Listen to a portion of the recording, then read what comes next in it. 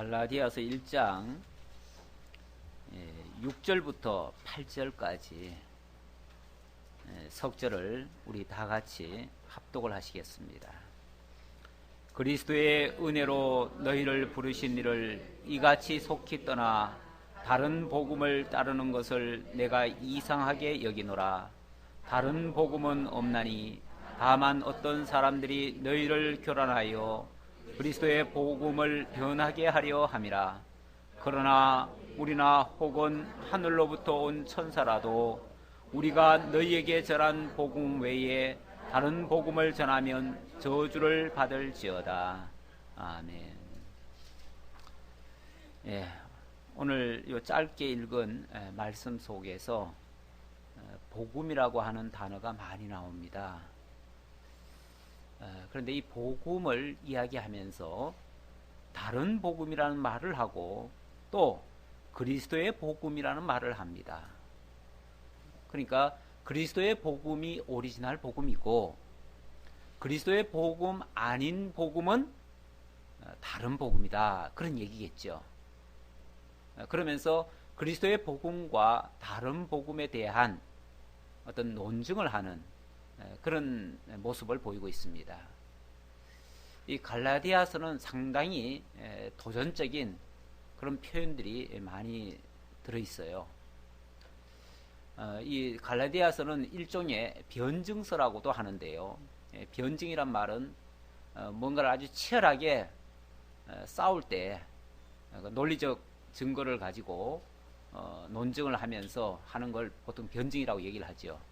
진리에 대한 변호, 증명 이런 얘기죠. 이 그리스도 복음에 대한 변호, 증명을 하는 그런 내용이 이 갈라디아서에 담겨져 있습니다. 그래서 이번 기회를 통해서 복음이라는 것이 무엇인가를 우리가 한번 자세히 알 수 있는 그런 기회를 가졌으면 좋겠습니다. 우리가 예수를 믿는다고 하면서 하나님에 대해서 좀 잘 알고 복음에 대해서 뭔가 좀 다 알고 있는 것처럼 생각을 하는데 실상 들어가 보면은 그렇게 깊이 있게 알고 있는 사람은 별로 없습니다. 그리고 복음이라고 하는 거에 대해서 사람들마다 저마다 생각이 굉장히 많은 차이가 있음을 알 수가 있습니다. 오늘 참 복음에 대한 어떤 논증을 갈라디아서를 통해서 하려고 하는데 일단 하나 써놓고 보겠습니다.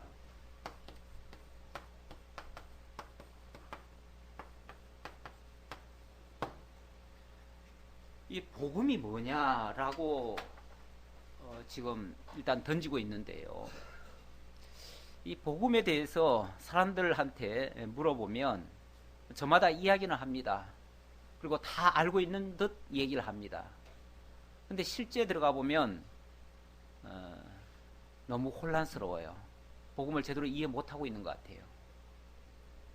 제가 한국 복음주의 신약학회 제가 회원입니다. 그래서 1년에 제가 뭐 계속은 참가를 못하는데 그래도 몇 번은 제가 참가를 해서 듣습니다. 그리고 그분들과 약간 교류도 하고 그러는데 거기에 보면 여러 그 교파에서 여러 학자들이 많이 참가를 하는데 저마다 색깔이 다 달라요. 다 다르고 또 주장하는 것도 너무나 많이 차이가 있어요. 그래서 어쩌다가 도저히 이거는 아니다 싶어서 제가 웬만하면은 다 거기는 신학자들이 모여 있기 때문에 제가 뭐 목사로서 그 신학자들은 목사 알기를 사실은 우습게 합니다. 왜냐하면은 목사들은 좀 약간 무식하다 이렇게 생각을 해요. 자기네들은 성경을 아주 정통으로 정말 고급 학문처럼 이렇게 배웠기 때문에 자기네들은 지식이 아주 정통한데 그래서 원어도 많이 사용하고 이렇게 하는데 일반 목사들은 뭐 그런 거에 대해서 좀 잘 모른다고 생각을 하는 거죠. 그래서 목사들은 사실 그런 데 가면은 발언을 잘 못합니다. 그냥 이렇게 구경만 하다 오는 스타일인데 저는 가끔 너무 이제 답답하면 제가 이제 말을 좀 해요. 하긴 하는데 그러면은 이제 이런 지하에 이런 묵살을 당하죠. 왜 그러냐면은 네가 뭘 아냐 이런 식이죠. 사실은 그래요. 그래서 뭐 저도 그냥 그런 거 가지고 다툴 필요는 없고 그냥 제가 하고 싶은 말만 한번 던져놓고 저는 그냥 나오는 거죠. 나오는데 어쨌든 그래서 복음의 그 어떤 핵심을 이렇게 이야기를 하는가 싶으면은 전혀 그렇지를 않아요. 너무 거리가 멀어요. 그리고 나름대로 자기들 주장만을 조금 펼치다가 그걸 복음이라고 생각을 하고 대부분 그 복음주의자들이라고 하는 것이 뭐 하기야 순복음도 그게 복음주의거든요. 순복음 그러잖아요. 또 신복음, 신복음도 복음주의자라고 그러는데 또 자유주의자들도 자기네들은 따르는 그게 다 복음이라고 그럽니다. 자기네들은. 그래서 이 복음 그러면은 거기에는 굉장한 어떤 자유와 왜냐하면은 이게 어디에 이 대칭이 되냐면은 과거의 율법이라고 하는 거에 대칭이 돼요. 그래가지고 구약적 마인드, 다시 말하면 뭐 어떤 십계명을 지키고 또 뭐 어떤 행위론적으로 나가는 거에 대비해서 우리는 지금 그리스도 예수 안에서 이제 그렇게 하지 않는다. 그렇게 하지 않으니까 어떻게 해요? 그럼 자유롭게 가는 거죠. 그냥 편안하게 가는 거죠. 쉽게 가는 거죠. 그냥 마음에 어떤 부담감 없이 그저 즐겁게 기쁘게 행복하게 이렇게 하는 것이 마치 복음인 것처럼 그러면서 그 복음주의로 가는 것을 가만히 보면은 상당히 좀 방종적으로 가는 경향도 있고 뭔가 자관 성경에 더 접근한 복음주의라는 개념이 아니라 뭔가 인간적 어떤 자유나 인간적 어떤 뭐 좀 프리하게 그렇게 사는 것이 마치 복음주의를 지키고 있는 것처럼 이렇게 생각을 해요. 그러다 보니까 이게 어디로 발전하냐면 전부 다 방종 쪽으로 가요. 결과적으로는. 그래서 복음주의 지도자들 중에는 사실은 그 목회를 하면서도 막 탈선 쪽으로 가면서도 자기네들은 그걸 율법에 저촉을 안 받는다. 우리는 자유롭다. 이제 그리스도 예수 안에서 이제 더 이상 정죄함 받지 않는다. 그러니까 우리는 자유롭게 살 수 있지 않느냐. 이러면서 온갖 짓을 다 할 수 있는 거죠. 것처럼 그게 마치 복음을 지키고 자유를 지키는 것처럼 복음을 누리는 것처럼 이렇게 생각을 하는데 실제 복음은 그렇지 않다. 실제 복음은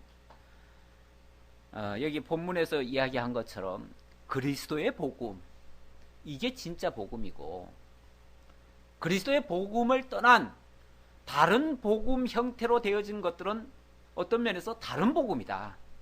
그거는 왜곡된 복음이고 변질된 복음이고 그거는 복음의 그 본질에 다가서지 못하는 복음이다. 한마디로 말하면 가짜다 이거죠. 가짜다.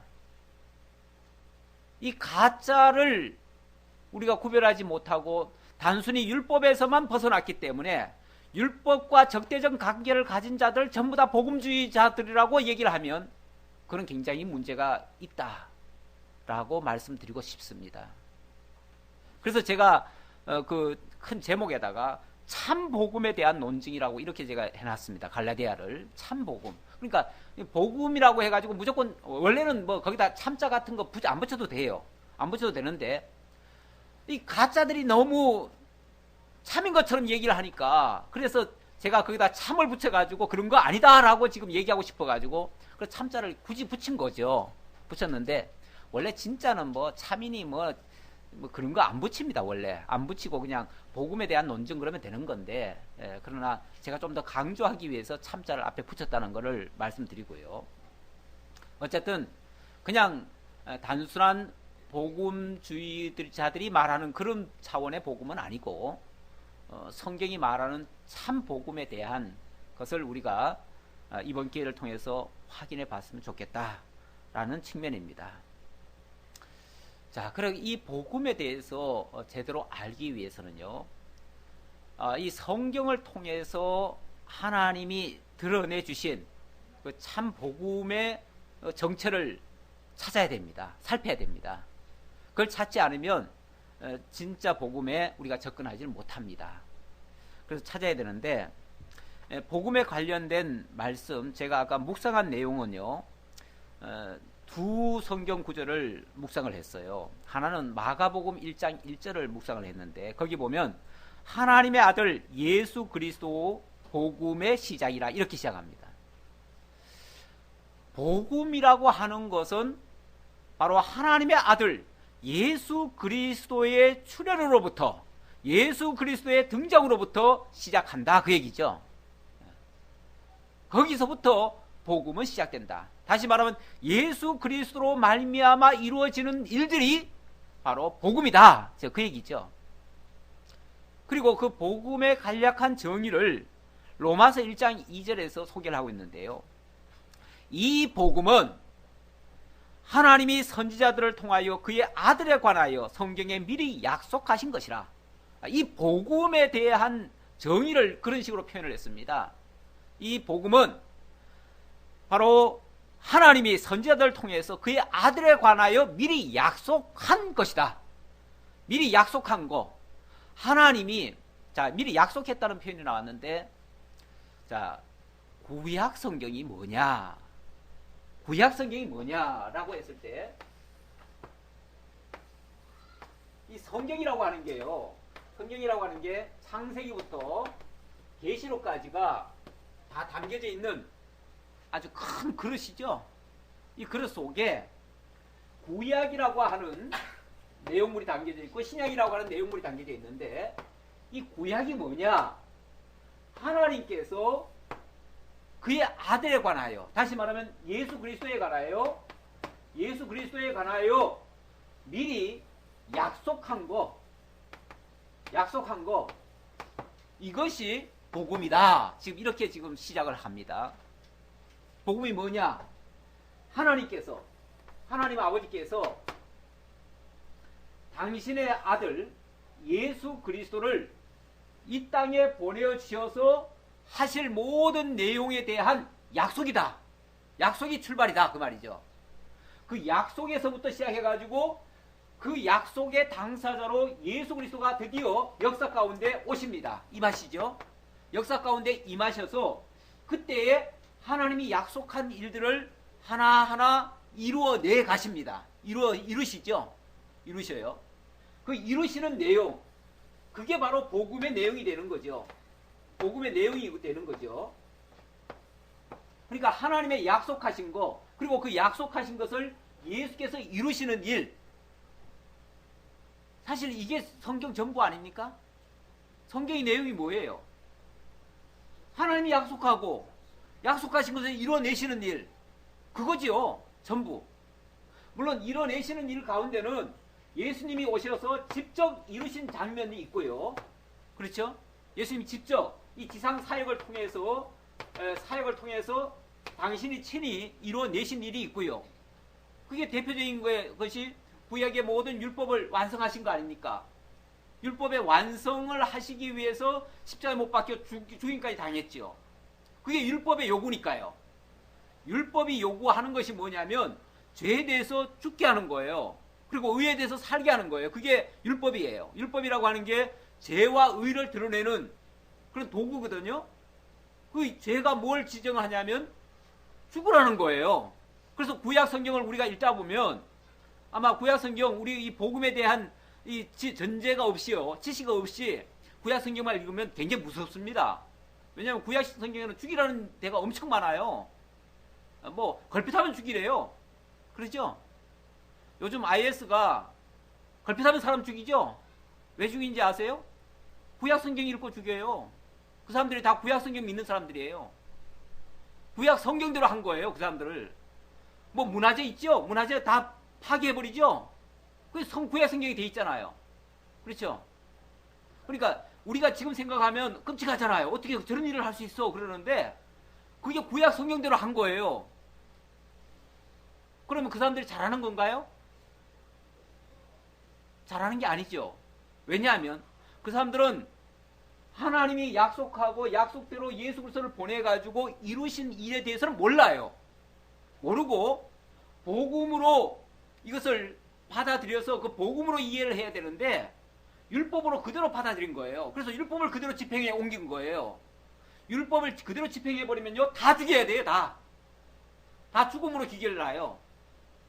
그러면 그야말로 그들이 소위 말해서 자기네들은 하나님의 선민이라고 생각하는데 하나님의 선민 외에는 이 세상에 살아남을 자 하나도 없어요. 다 죽어야 돼요. 결국은 자기들 자신도 하나님 앞에 다 죄인으로 드러나기 때문에 자기네들도 다 죽어야 돼요. 그게 율법이 요구하는 바거든요. 그래서 구약 성경을 그대로 우리한테 그대로 적용해버리면 우리는 모두 다 죽어야 돼요. 온 인류가 다 죽어야 돼요. 다 죄인이니까. 그런데 그 율법이 우리 보고 다 죽으라는 얘기가 아니고 결국은 예수 그리스도를 보내가지고 대신 죽게 하라는 거예요. 대신 죽이겠다는 거예요. 그래서 예수님이 오셔가지고 결국 우리의 죄를 대신 담당하시고 당신이 십자가에 못 박혀 죽으셨잖아요. 그것 때문에 우리는 그 죽음에서 피하게 되어졌고 우리는 오히려 하나님의 의를 입고 영원한 생명을 얻게 됐다고 말이에요. 그래서 이제는 예수 그리스도 때문에 우리는 영원한 삶을 얻게 됐어요. 그래서 다시는 죽일 필요가 없게 됐어요. 오히려 죽을 자들까지도 살려내는 것이 이제는 복음의 내용이 됐어요. 그래서 복음은요, 죄에 대해서는 죽고 의에 대해서는 살게 하는 일이 내용 속에 담겨져 있어요. 그러니까 이런 내용을 잘 모르면 바로 율법을 갖다가 다이렉트로 끌어들이면은 굉장히 무서운 일들이 벌어져요. 지금도 마찬가지예요. 그런데 오늘날 이 복음에 대해서 오해하시는 분들, 아직까지도 율법을 그대로 지켜야 된다고 주장하시는 분들도 꽤 있습니다. 그래서 지금도 십계명 같은 거 그대로 외우라고 하고, 또 십계명 그대로 지켜야 된다고 하고, 그러면서 그야말로 율법적으로 그대로 행하고 구약에 기록된 그런 말씀을 그대로 문법적으로 지키려고 하는 사람들이 얼마나 많은지 몰라요. 굉장히 무서운 일들이 지금도 발생하고 있어요. 이거는 아직까지 예수 그리스도가 오셔서 그 율법을 완성하신 거, 다시 말하면 하나님의 언약을 이루신 것을 모르는 무지의 소치에서 나온 결과들이에요. 자, 어쨌든 그리스도께서 오셔서 하나님의 약속하신 것을 지상 사역을 통해서 이루시고 그 이루신 결과가 당신이 십자가에 못 박혀 죽으신 겁니다. 그런데 그 죽음으로 끝난 것이 아니고 3일 만에 부활하시고 승천하셔서 천상에 오르셔서 하나님 보좌 우편에서 이제는 당신의 영 성령을 보내셔가지고 성령을 통해서 이 지상교회를 다스려 가고 있습니다. 지금도 그래서 예수께서는 이 사역을 다 끝내신 게 아니고 지금도 계속 하고 계시는 거예요. 다만 지금은 이 지상사역이 아니라 천상사역이라고 그래요. 천상사역.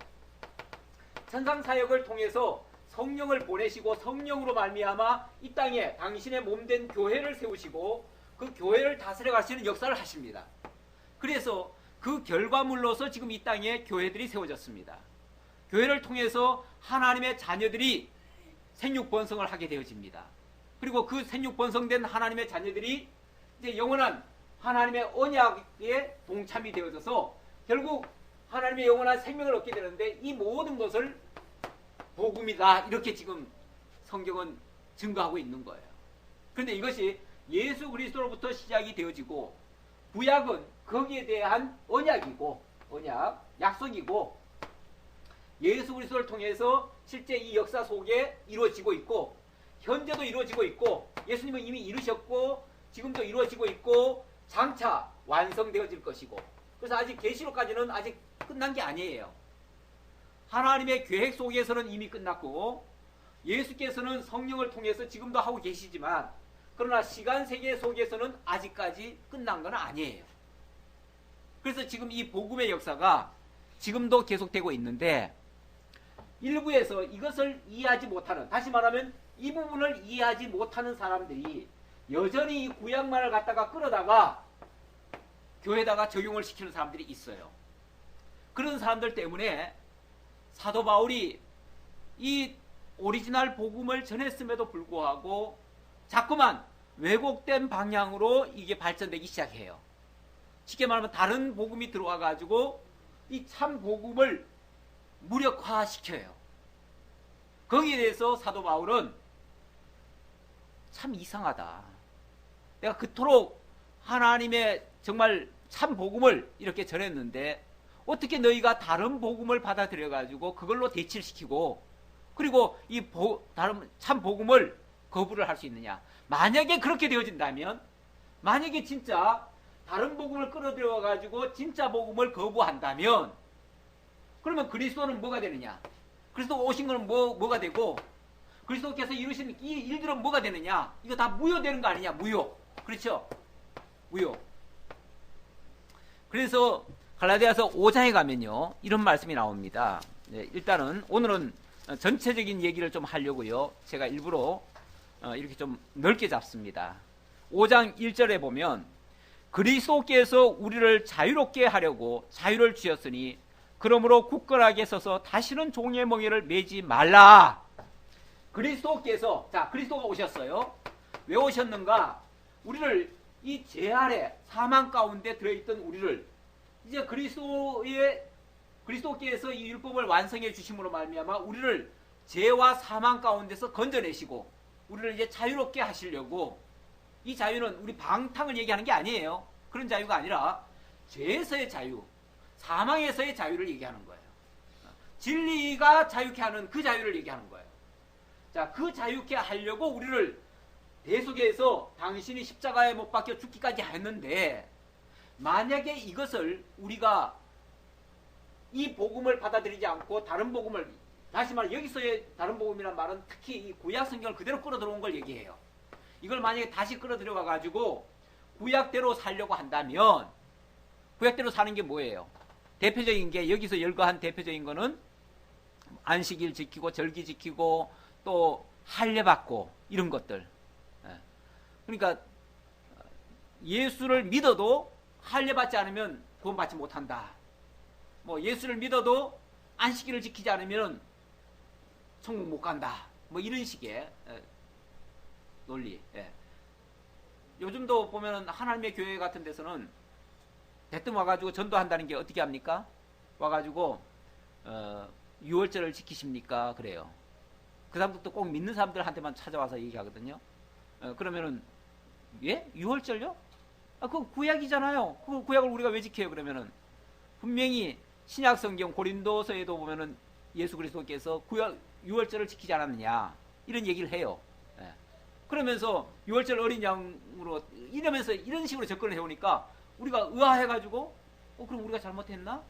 이래가지고 그 말에 넘어가요. 그러면서 성경을 이렇게 가르친다고 하면서 결국 구약을 율법을 그대로 지켜야 된다. 그리고 또 들어가 보면은 안식일도 지켜야 된다. 뭐 이런 식으로 나와요. 그게 일종의 쉽게 말하면은 이 다른 복음을 끌어들여 온 거예요. 그래가지고 그리스도로 말미암아 완성된 그 복음을 무효화시키는 거예요. 그리고 우리에게 있던 그 자유를 빼앗아 버리는 거예요. 이렇게 하는 거예요. 그렇게 되어지면 2절입니다. 5장 2절이에요. 보라, 나 바울은 너희에게 말하노니 너희가 만일 할례를 받으면, 이제 와가지고 만약에 다시 할례를 받는다고 한다면, 그러면 그리스도께서 너희에게 아무 유익이 없으리라. 그리스도가 너희를 위해서 했던 그 모든 십자가에 못 박혀 죽고 한 것이 다 무효가 된다 그 말이죠. 물거품이 된다.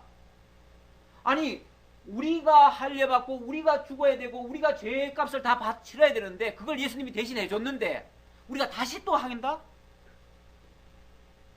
우리가 예를 들어서 어디에 막 빚을 많이 졌는데 그 빚을 못 갚아가지고 내가 감옥에 들어가야 돼요. 그런데 누가 와가지고 내 대신 돈을 다 갚아줬어요. 다 갚아줬으면 이제 내가 자유인으로 살아야 되잖아요. 오히려 내게 갚아주신 그분을 위해서 살든지 그분에게 감사하면서 살아야 될 거 아니에요. 그렇죠? 그러면서 값지게 살면 되죠. 그게 그분에게 은혜를 갚는 일이죠. 그런데 무슨 소리냐, 내 빚은 내가 갚아야지. 그리고 날 갚아줬는데도 불구하고 내가 다시 감옥에 들어가요. 내 발로 들어가. 그러면은 날 위해서 갚아준 그분의 그 공로는 뭐가 되죠? 무효가 되는 거죠. 괜히 갚아준 꼴이 되는 거죠. 왜 나를 위해서 그리스도께서 해주신 그걸 무효화시키냐 그 말이죠. 만약에 너희들이 다시 이제 와서 다른 복음을 끌어온다면 그러면 그리스도는 괜히 죽은 거다 그 말이죠. 너희를 위해서 죽은 의미가 없다 그 말이죠. 그러면서 너희가 만일 할례를 받으면 그리스도께서 너희에게 아무 유익이 없으리라. 내가 할례를 받는 각 사람에게 다시 증언하노니 그런 율법 전체를 행할 의무를 가진 자라. 만약에 너희들이 이제 와가지고 다시 할례를 받고 그걸 통해서 너희들이 의롭게 되려고 한다면은, 그러려면은 이제부터 이제 그리스도와는 무관하니까 이제부터 너희가 율법 전체를 다 지켜라. 그 말이에요. 왜? 이 율법 전체를 위해서 예수님이 십자가에 못 박혀 죽었는데 그걸 나는 필요 없소 하고 내가 지키겠소 하니까 그러려면은 예수 그리스도께서 너희를 위해서 십자가에 못 박혀 죽어준 거 그거 무효화시키고 이제부터 너희가 율법을 다 지켜가지고 너희가 스스로 의롭게 되라. 그리고 스스로 살아나라. 그 얘기거든요. 이 율법이라고 하는 것은요. 율법의 특성이 뭐냐면 율법은 하나라도 거스르면 뭐가 되죠? 죄인이 돼요. 죄가 돼요. 그러면 죄의 싹은 뭐가 되죠? 사망을 이뤄요. 그러면은 뭐 이 죄가 뭐 한 100개를 지면은 사망에 이르고 한 50개만 지면은 한 뭐 사망까지는 안 가고 뭐 그냥 상해 정도로 가고 그 다음에 한 10개 지키면은 이거는 그냥 뭐 반창고 마를 정도 그 정도로 그런 작게 상처가 되는가? 그렇지 않아요. 아무리 적은 죄라 할지라도요 무조건 사망입니다. 최하 사망이에요. 우리 그러죠. 뭐 최하 사망이라는 그런 표현 쓰죠. 그러니까 무조건 죄의 삭은 사망이에요. 죄를 1개 지으나 100개 지으나 10,000개 지으나 그러니까 이 율법이라고 하는 게요. 구약에 기록된 율법이요. 총 따져보면은 623개래요. 그 이제 명시된 것이 623개인데 이거를 그 바리새인들은 자기네들은 더 잘 지키겠다고 이걸 갖다가 뭐 한 2,000가지로 늘렸어요. 늘려가지고 그걸 자기네들은 열심히 지킨다고 했어요. 했는데 그 중에 만약에 한 개라도 못 지키면 뭐가 되죠? 1999개는 지키고 한 개를 못 지키면 그것도 맹죄가 되는 거예요. 이러다 보니까 결국 율법 지켜가지고 의롭게 될 확률은 거의 없습니다. 거의 없는 게 아니라 전혀 없습니다. 전무입니다.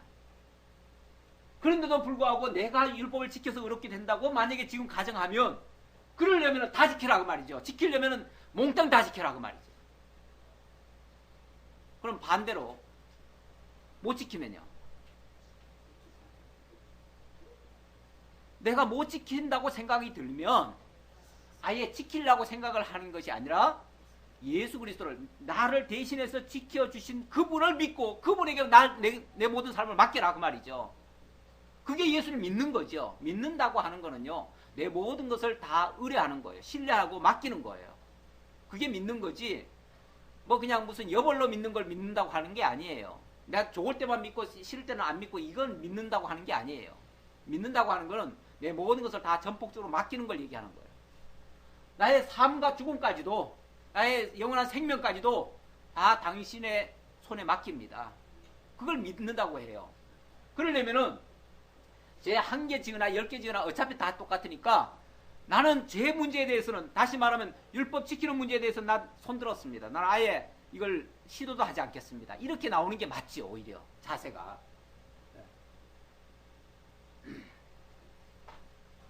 자 그러면서 율법 전체를 행할 의무를 가진 자라.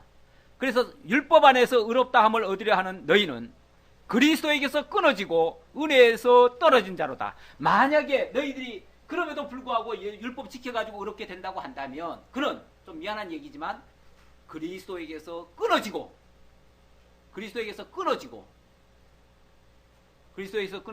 은혜에서 멀어진 자로다. 은혜와 전혀 상관없는 자가 되어버린다. 자 지금 이렇게 그리스도께서 나를 대속해서 대신 십자가에 못 박혀 죽으시고 그리고 나를 영원한 생명으로 인도해 가시는 이런 역사를 하고 계시는데 이게 지금 우리가 무슨 잘해가지고 이렇게 된 겁니까? 그게 아니고 하나님의 거저주시는 전적인 은혜예요. 그런데 그 은혜를 내가 지금 다른 복음을 통해서 얻겠다고 하면 더 이상 그리스도가 은혜를 베풀 이유가 없잖아요. 그러니까 그 은혜와는 완전히 멀어지는 결과가 되어버린다 그 말이죠. 그럼 결국은 나는 그리스도와는 전혀 상관없는 자가 되고 만다 그 말이죠. 제가 오늘은 제 간증 조금 할게요. 제가 신학교를 제가 사실은 고신 쪽 계열에서 다녔습니다. 7년을 마치고 전도사가 돼가지고 시골교회로 이제 파송을 받았어요. 파송을 받아가지고 이제 떠나려고 하는 찰나인데 제가 이 말씀을 들었습니다. 내가 진작 들었으면 얼마나 좋았을까 싶은 생각이 드는데 어쨌든 그때는 뭐 정말 율법을 철저히 지키겠다고 이 고신 쪽은 사실은 굉장히 율법적으로 강합니다. 그래서 주의를 지키는데 그러니까 사실은 완전한 율법주의도 아니고 율법과 이 복음 그 중간선에 지금 있어요. 그래가지고 이 주일 개념으로 지키는데도 주일을 안식일 개념으로 지켜요. 그러니까 주일을 지키는데도 안식일 개념으로. 그러다 보니까 주일날이면 정말 돈 한 푼도 안 쓰고 심지어는 집에서 TV도 안 볼 뿐만 아니라 세탁도 못 합니다. 그리고 학생들도 주일날 밤 12시가 되기 전까지는요 공부도 안 합니다. 그래서 공부를 언제 하느냐, 아예 교회 갔다 와가지고 빨리 자고 12시 딱 지나면은 그때 일어나가지고 그때 공부합니다. 안식일 지키려고.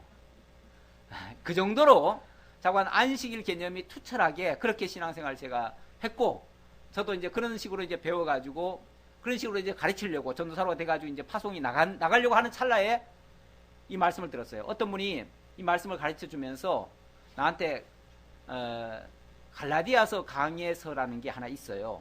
제가 지금 책에 꽂혀 있는데, 책꽂이에 꽂혀 있는데 그 책을 나한테 권해주는 거예요. 제가 그거 보다가 너무 기절했습니다.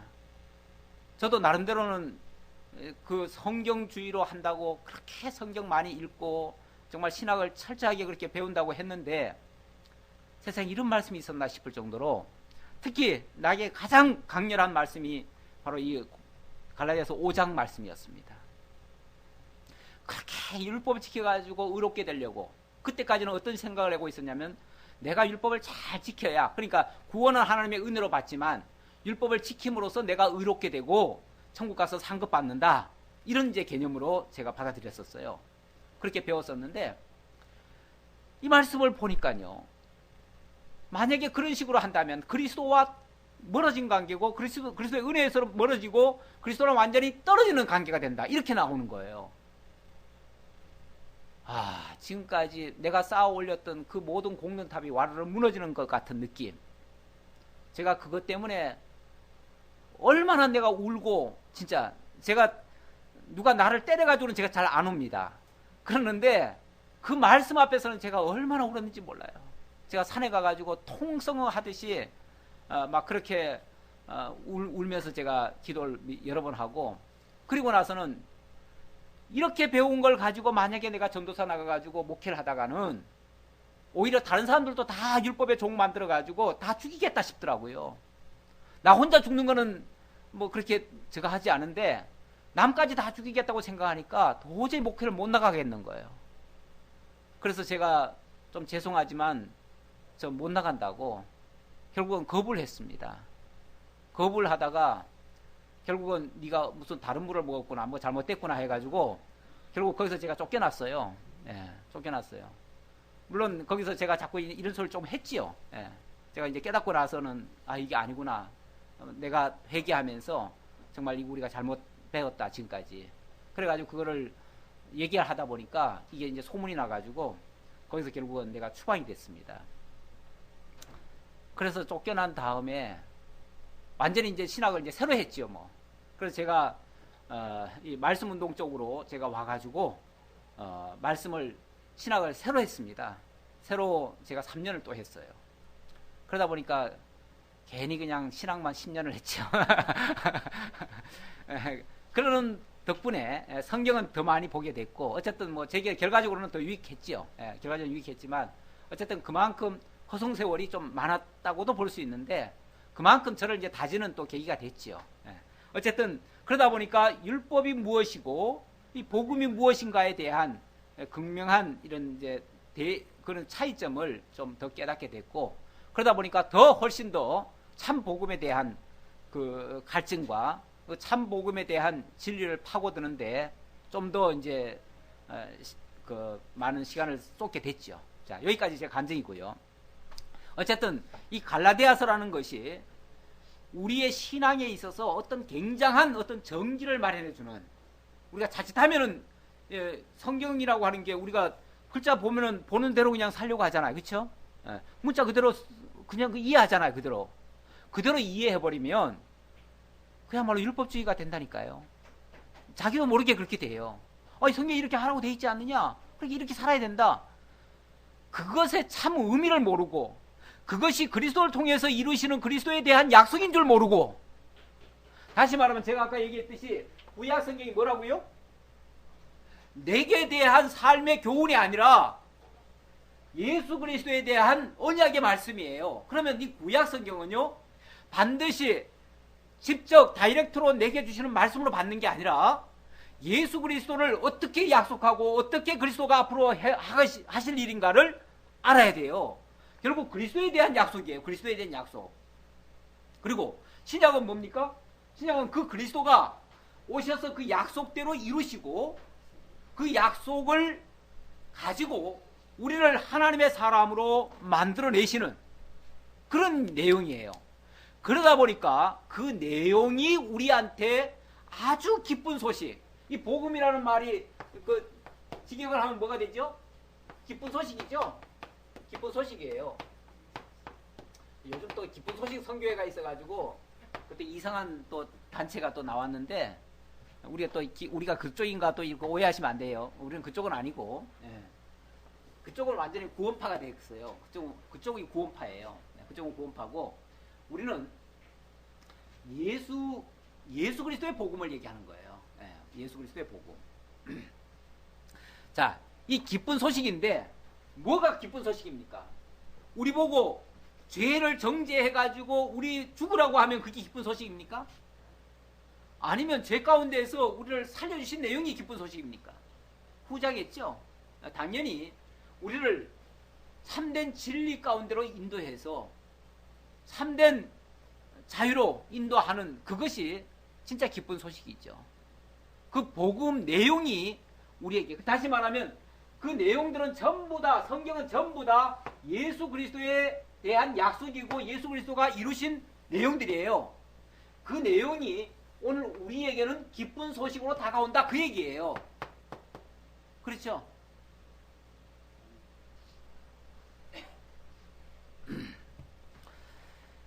예.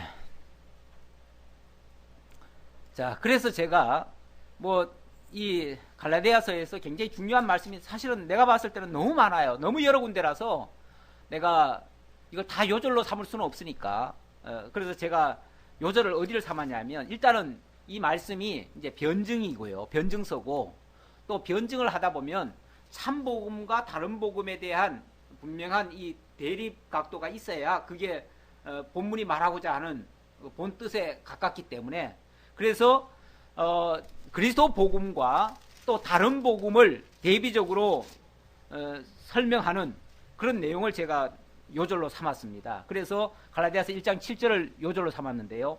다른 복음은 없나니, 다른 복음은 없다. 아주 그냥 강렬하게 설명하잖아요. 다른 복음 없다. 그럼 뭐가 진짜냐?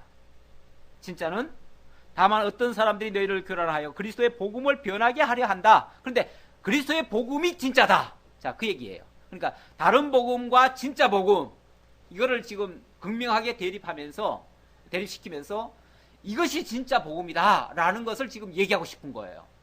그래서 물론 아직 그 진짜 복음의 내용에 대해서는 이제 속에 가서 설명이 나오겠지만, 뭐가 진짜냐 가짜냐를 지금 일단 강렬하게 부각시키는, 그래서 변증을 하고 있는 내용, 그걸 제가 지금 요절로 삼았습니다.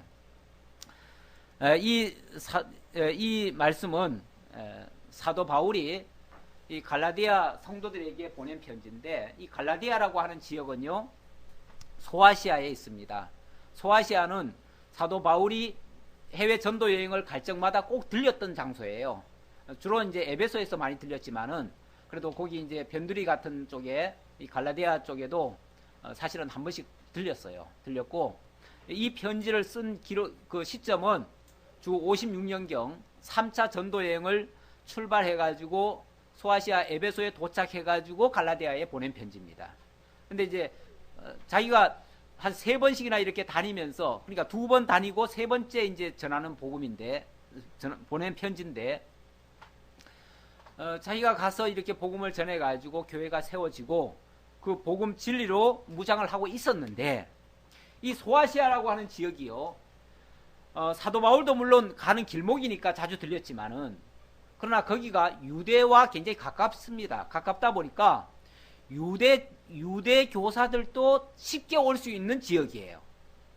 그러다 보니까 사도 바울이 다녀간 다음에는 유대 교사들이 와가지고 쉽게 말하면 뒤에서 분탕질을 또 하는 거예요. 그러니까 사도 바울이 한번 다녀가고 나면 사도 바울이 계속 머물 수가 없잖아요. 그러니까 계속 머물면서 계속 기도를 하면은 그런 일이 없겠지만, 사도 바울이 다녀간 다음에 공백 기간에 다른 교사들이 와가지고 뭐라고 그러냐면, 그렇게만 해서는 안 되고 다시 율법을 지켜야 된다, 또 할례를 받아야 된다, 그러면서 은근슬쩍 유대교의 그 전통을 가르쳐주고 절기도 지키라고 하고 온갖 걸 다 하라는 거예요. 다시 말하면 말로만 예수 그리스도지 생활은 구약 시대의 율법주의로 가라는 거예요. 자꾸만 그렇게 유도를 하니까, 그렇게 되어지면 결국 그리스도를 믿는 의미가 없어져 버려요. 의미가 물론 우리가 예수를 믿고, 예수를 철저히 믿고 예수님께 모든 걸 다 의탁한 가운데서 율법을 지킨다고 해가지고 그게 죄가 되지는 않습니다.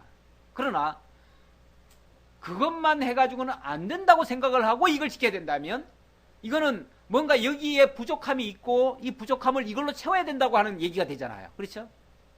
그렇게 되어지면 결국 그리스도 복음의 완전성을 훼손하고, 결국은 이 부족분을 이걸로 채워야 된다고 생각을 하니까, 아니면 이게 절충한다고 생각을 하니까 결국은 복음에 대한 훼손이 오는 거예요.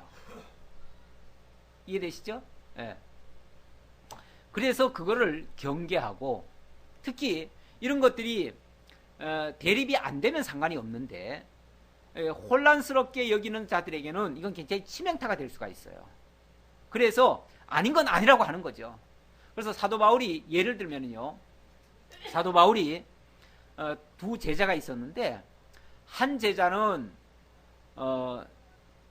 제자에게는 율법을 그대로 지키고 할례도 그대로 받으라고 했습니다. 받으라고 했어요. 그랬는데 또 한 제자에게는요, 아주 결단코 그걸 극렬 반대를 했습니다. 못하게 했어요. 왜 그랬는가?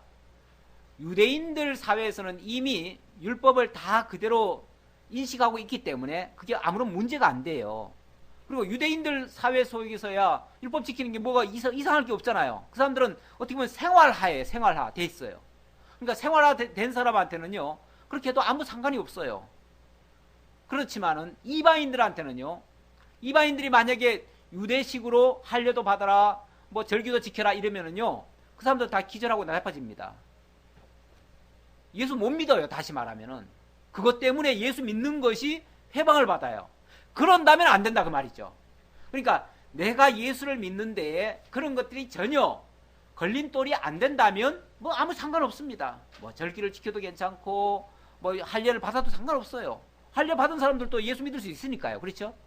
그러나 그 반대인 경우, 특히 이방인들 같은 경우는 할례를 받는다고 하는 것은 신체를 훼손하는 행위인데, 그거는 예수를 믿으려면 신체 훼손해라 그러면은 어떻게 하겠어요? 그러면 그거 하기 싫으면 예수 믿지 말라는 얘기밖에 안 되잖아요.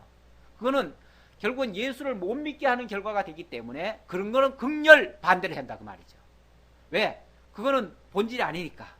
오히려 그런 거에서부터 이미 우리는 해방이 되었기 때문에 그 얘기예요. 그래서 이거는 사람마다 다릅니다. 똑같이 적용할 수는 없어요. 똑같이 적용할 수는 없고, 일단 이방인에게는 해당이 안 된다라는 것을 얘기를 하고, 그러나 여기서는 일단은 이것이 대립이 됐습니다. 대립이 됐기 때문에 참 복음을 세우기 위해서는 가짜에 대해서는 가차없이 잘라내는 좀 단호한 그런 표현을 할 수밖에 없습니다. 사도 바울이 굉장히 또 유하게 얘기할 때는요, 한없이 부드럽습니다. 한없이 부드럽고 정말 어미가 아기를 그렇게 뭐 감싸고 돌보듯이 그렇게 부드럽게 표현을 하는데, 또 아주 단호하게 얘기할 때는요, 아주 뭐 무지막지하게 정말 우리가 섬뜩할 정도로 그렇게 단호하게 얘기를 합니다. 우리가 복음을 전할 때도요, 진리가 거슬리지 않는 부분에 대해서는 얼마든지 유하게 표현을 부드럽게 할 수가 있습니다. 그러나 이 진리와 상충이 될 때는요, 이거는 뭐 칼로 정말 뭘 자르듯이 이렇게 단호하게 할 수밖에 없습니다. 이 갈라디아서는 어떤 면에서 좀 굉장히 단호한 면이 많이 나옵니다. 나오더라도 여러분들이 그것을 다른 각도에서 이해하지 마시고 이 참 복음을 세우기 위한 그런 방편, 수단과 방편으로서의 모습이라는 것을 이해하시고 어떤 오해하지 마시고 이번 기회에 참 복음에 대해서 잘 깨달아 주셨으면 좋겠습니다. 오늘 본문 내용은 다음 주로 미루도록 하겠습니다. 기도하겠습니다. 아버지 하나님 감사합니다.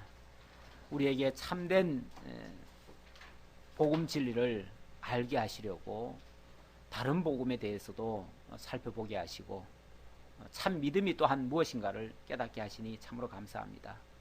예수 그리스도로 약속되어진 예수 그리스도가 이 땅에 오셔서 하나님의 약속을 다 이루시고 그 결과가 우리에게 가장 기쁜 소식으로 다가온다는 사실을 오늘 말씀을 통해서 증거했습니다.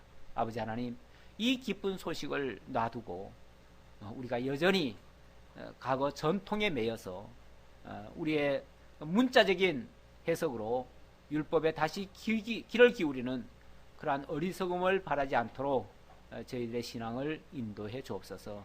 예수님의 이름으로 기도하옵나이다. 아멘.